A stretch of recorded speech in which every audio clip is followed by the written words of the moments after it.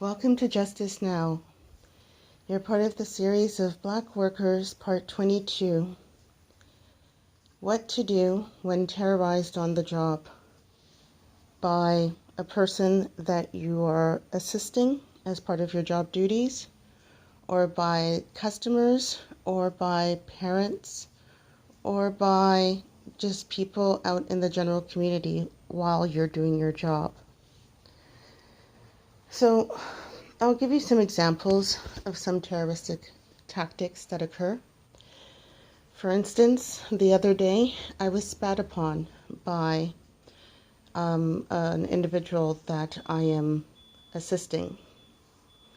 There's situations where Black workers are terrorized by people engaging in racial slurs towards them while they're on the job. There are situations where, you have parents, especially if you work in the schools, or if you work in the group homes, or if you work in other types of industries that involves parents, such as daycares. There are times that you may get terrorized by parents. Either they feel that they don't feel that you deserve to be in the position that you're in. And that's in general for people who engage in this type of act. They are very abusive. So what do you do in those situations? Number one, keep calm and remain composed. I know it's very hard. If you've been spat upon, that's assault. If you've been hurled racial slurs at, that's racial harassment.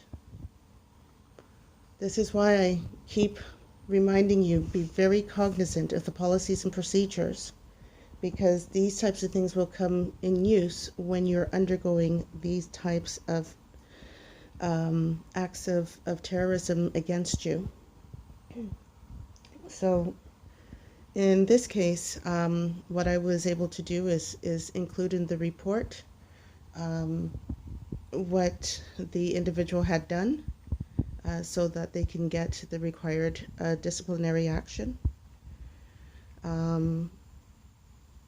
For people that are hurling racial slurs, so I know that there was a situation at Home Depot where a customer was hurling racial slurs at one of the Black workers doing customer service. Unfortunately, the worker engaged back and did not notify or seek management. I would recommend that you seek management. As soon as they engage in racial slurs, recognize that they are a dangerous person. It's not your duty to go and fight back. As much as you want to, remain calm and composed. That's number one. Number two, seek assistance.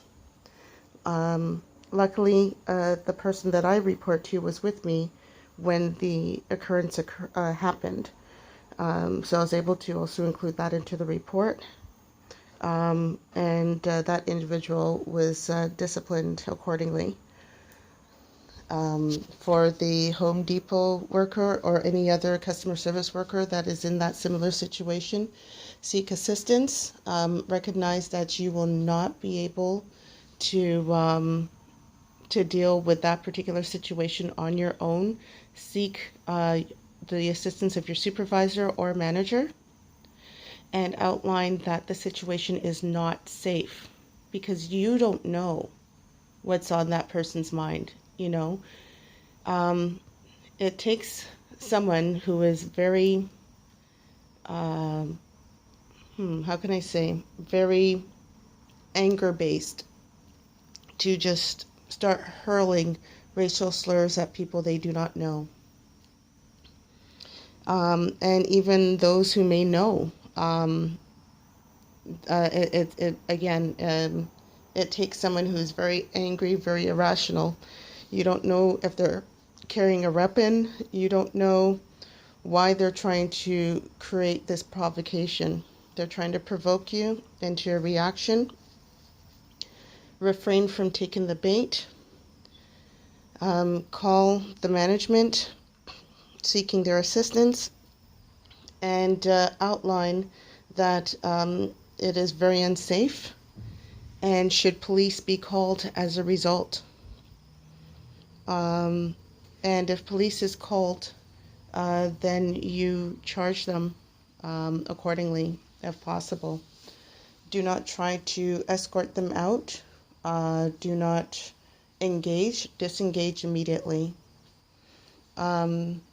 In terms of parents, if parents are being very abusive towards you, same thing, disengage. If you're in a meeting, and I've had to do this in meetings before, if a parent is becoming very abusive and conversations are no longer safe, it's met with very degrading remarks, and it's no longer constructive, shut down that meeting.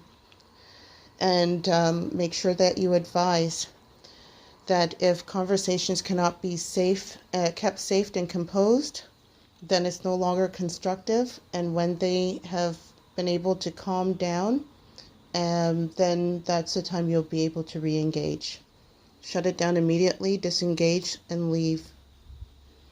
All too many times, what happens is that for fear of reprisal, even though you're the one that's being victimized, often things such as racial slurs and different types of abuse occurs towards Black workers.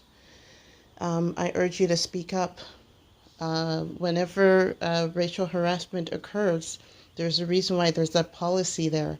Use that policy, include it into your reports. If you write incident reports, if you have to write reports of any kind, include it. And do not rebrand or rename the report a complaint or a grievance. Put it in as a report. Oftentimes, if it's rebranded as a complaint or a grievance, it's not taken as seriously. So when you're stating that there's an incident occurred, you include in that phrasing that you are reporting on an incident, and that you request further investigation, or you request further assistance, or you request removal of the aggressor, as it's not safe for you and others to have this individual or group of individuals, if it's a group, in that particular environment. Can't stress this enough. It's often overlooked. Not just overlooked. It's oftentimes I recognize and have observed that Black workers are chastised for bringing up the fact that racial harassment or racist terroristic acts have occurred against them. And I've heard very strange responses to that, such as, "Oh, you're scared of this white person? Oh my goodness, you're scared of this white person, or you're scared of this person, or you can't handle it." No, it has nothing to do with you. It's all part of the blame the victim mentality. There's a reason why these protocols are in place. Use them to protect yourself. Everything is a tool. Use those tools as you see fit, as you need. If the person is in the environment and you need to have them escorted, see if you can contact the police to have the police escort them. If there's surveillance tapes, have them refer to the surveillance tapes, things of that nature. The main thing is you want to protect yourself. So I hope that was clear, and stay tuned for more videos.